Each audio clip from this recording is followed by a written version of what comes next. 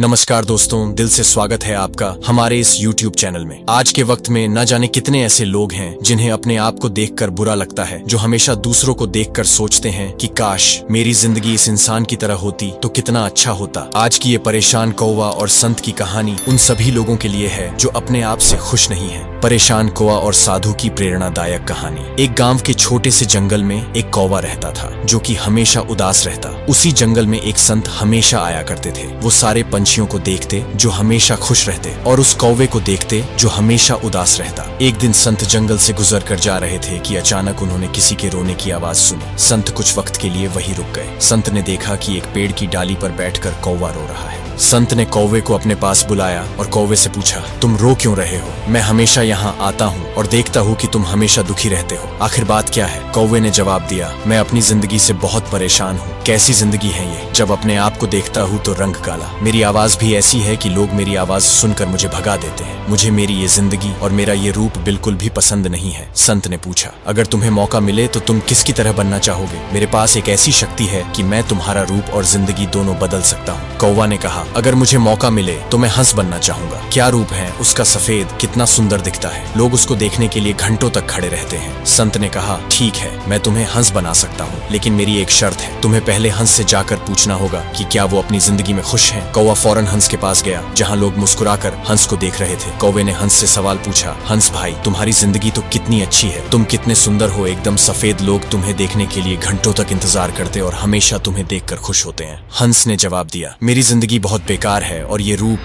ये रंग भी कोई रंग है, सफेद। तुम्हें पता है लोग मुझे सिर्फ इसीलिए देखते हैं क्योंकि सफेद रंग शांति का प्रतीक है और अपने आसपास देखो, हर चीज का कोई न कोई रंग होता है, बस मैं ही बेरंग हूँ। हंस की ये बात सुनकर कौवा हंस को संत के पास लेकर गया। कौवे ने सारी बातें संत को बताई। संत और कौवे ने हंस से सवाल पूछा, तुम्हें किस पक्षी का रंग रूप पसंद है जिसकी जिंदगी भी बेहतर हो? हंस ने जवाब दिया, तोता। मुझे तोते की जिंदगी बहुत पसंद है। कितना प्यारा रंग है उसका, हरा और लाल चोंच। लोग उसको अपने घर में रखते हैं, मिट्ठू मियाँ कहकर प्यार करते हैं, उसे खाना खिलाते हैं। मैं तोता बनना चाहता हूँ। संत ने कहा, मैं तुम्हें तोता बना सकता हूँ, लेकिन शर्त मेरी अभी भी वही है। तुम्हें पहले तोते से जाकर पूछना होगा कि क्या वो अपनी जिंदगी और रंग रूप से खुश है। संत की ये शर्त सुनकर कौवा और हंस एक तोते के पास गए। कौवे ने तोते से पूछा, तोता भाई, तुम तो अपनी जिंदगी में बहुत खुश होगे। तुम्हारे पास तो इतना प्यारा रंग भी है, लोग तुम्हें प्यार करते हैं। ये सुनकर तोते ने जवाब दिया, किसने कहा? मैं खुश हूँ। मैं हमेशा इस पिंजड़े में कैद रहता हूँ और इतने सुंदर आसमान की तरफ देखता रहता हूँ। मैं हमेशा इस आसमान में आजादी से उड़ना चाहता हूँ, लेकिन अपने इस रंग रूप की वजह से मैं वो भी नहीं कर सकता।